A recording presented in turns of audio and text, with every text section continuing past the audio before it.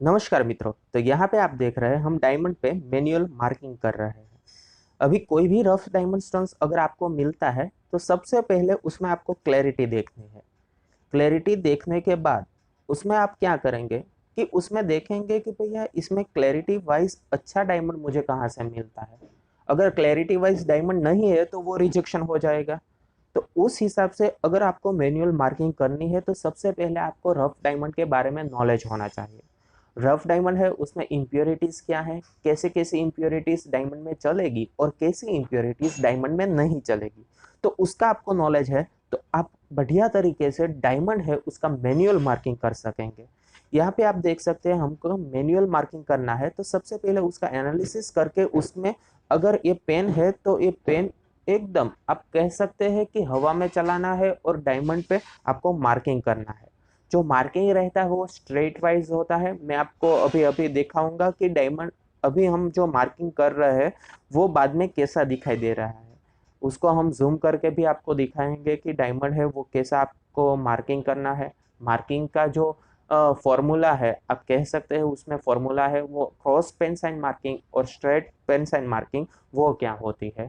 क्योंकि डायमंड में अगर आपको वेटेज भी अच्छा बढ़िया चाहिए तो आपको डायमंड में मार्किंग बढ़िया तरीके से उसका प्लान है वो भी आपको बढ़िया तरीके से लेना ही लेना है। तो डायमंड का सबसे पहला एनालिसिस कीजिए, उसमें कसर झिरम कहाँ पे है वो स्पॉट आउट कीजिए। उसके बाद अगर आपको मालूम लगता है कि यहाँ से डायमंड है वो बढ़िया आएगा, जो कसर है वो सारी की सारी निकल जाएगी और डायमंड है वो clarity wise as well as purity wise खूब अच्छा आएगा, तो आप उस हिसाब से उसका मैनुअल मार्किंग कर सकते हैं। मैनुअल मार्किंग की प्रोसेस है वो आपसे टाइम ले लेती है, क्योंकि सबसे पहले आपको अलाइनमेंट ही ठीक करना है अपना। जो अलाइनमेंट ठीक नहीं है तो आप कोई भी प्लान लेंगे आपका प्लान 100% सक्सेस नहीं होगा। उस हिसाब से अगर आप कोई भी डायमंड स्टोन्स देख रहे हैं तो उसको सबसे पहले उसको अच्छे से देखिए और उसके बाद उस पर मार्किंग कीजिए। यहाँ पे आप देख सकते हैं कि हमारे पास जो जितने भी डायमंड स्टोन्स है उसमें सब में हमने मार्किंग की है।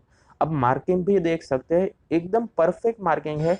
सिंगल टाइम पेन हमने चलाई है और मार्किंग है वो बढ़िया तरीके से अच्छा और क्लीन हमने यहाँ पे दिखाई दे रही है। अभी जो आप डायमंड स्टोन्स देख रहे हैं वो क्यूब्स के डायमंड स्टोन्स है। आपको डायमंड देखते ही पता चलना चाहिए कि ये डायमंड्स है, उसमें जो इसकी चमड़ी है वो ऐसे है तो ये क्यूब्स के ही डायमंड होंगे। इसका शेप है वो अनइवन शेप का है। कुछ डायमंड्स ऐसे है जो क्यूब्स टाइप्स के हैं तो ये क्यूब्स की ही रफ होनी ही होनी है। तो वैसे ये डायमंड्स है उसमें हमने मैन्युअल मार्किंग कंप्लीटली कर ली है। अभी मैं दूसरा रफ डायमंड स्टोन्स आपको दिखाता हूँ। ये है वो अल्रोजा रफ डायमंड स्टोन्स है। उसमें भी हमने मार्किंग की है। मार्किंग आप यहाँ पे देख सकते हैं हमने मार्किंग कैसे परफेक्टली की है और इसका जो अलाइनमेंट है वो काफ़ी बढ़िया और बेहतरीन तरीके से हमने लिया है। और उसके बाद इसको हम कटिंग करवाएंगे। लेकिन कटिंग करवाने से पहले इसका लोटिंग होता है वो मैं आपको दिखाता हूँ कैसे लोटिंग होता है। लेकिन यहाँ पे आप मैनुअल मार्किंग देख सकते हैं कैसे हमने बढ़िया तरीके से मैनुअल मार्किंग है उसकी प्रोसेस की है। अब ये मैनुअल मार्किंग है उसमें आपको क्या दिखना है कि भैया इसमें अलाइनमेंट परफेक्ट है, प्लानिंग है वो भी काफ़ी बढ़िया है। जो हमने प्लान लिया है वो क्रॉस से लिया है, उस हिसाब से इसका जो वेटेज आएगा वो बढ़िया आएगा। तो यहाँ पे आप देख सकते हैं कि ये डायमंड है वो 2 पीस होके आए हैं और उसका हम लोटिंग कर रहे हैं और ये है वो मैनुअल प्लानिंग हो रहा है।